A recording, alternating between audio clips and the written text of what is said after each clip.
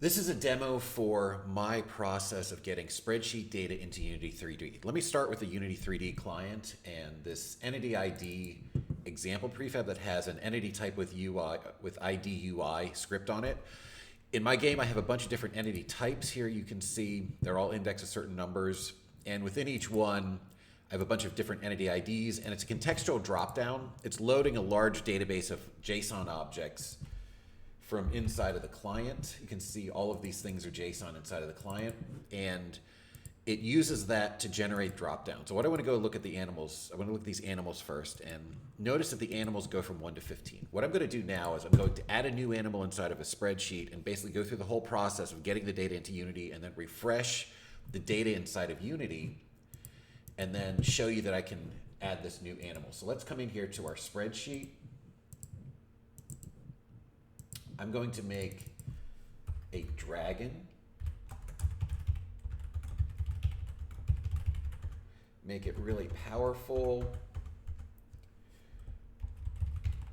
and then I am going to save this. This gets saved to a very specific spot, so it's inside of Git, and you can have versioning of your CSVs inside of Git along with a lot of other stuff. So now this is inside of Git. So I'm going to go to this editor. So procedurally generated editor uses a lot of reflection. We have nice importers that will allow us to take data from those specific spreadsheets or CSVs in those specific spots and pull them in. Takes several seconds because it has to load a whole huge database from MongoDB. You'll see how many things I have, like 130 different lists of data. It's pretty crazy. So now I get this big window. This is the main editing window. I'm going to save. You notice it updated all the animals. And then I will close this. I will close this. And now I'm going to look at the game data and just make sure that the dragon is in there.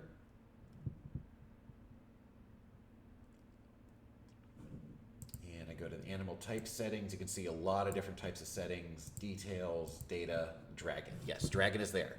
So now the data is inside of MongoDB, but I want to copy it to the Unity client and I want to copy it out to Git, both in JSON form. So this will take several seconds. Both of these things are going to run.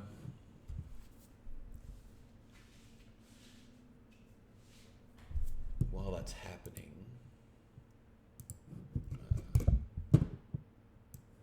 this did not have the dragon in it, but when it's finished, I should be able to refresh this and it should have the dragon listed in it inside of the Unity client.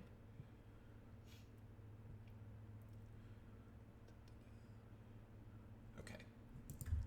So now you can see I refreshed it. Now the dragon is in here. Now what I'm going to do is I'm going to click this because it's kind of expensive loading all this into memory to have the entire contextual database in there to do the contextual dropdowns. And so I have to explicitly clear it, which means it'll be forced to reload it. When I look at this, it takes like a second or something, come back to animal, and now dragon is available.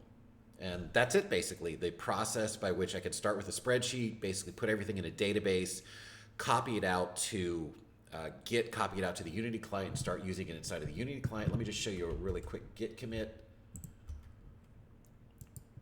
So you can see the update here, forget the material. The updates are that the little prefab was modified with the numbers.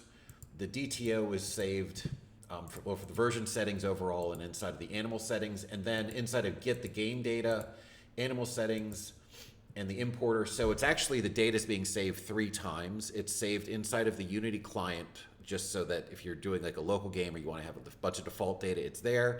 It's inside of Git in JSON format so I can turn it back into a database if somehow I lose the database.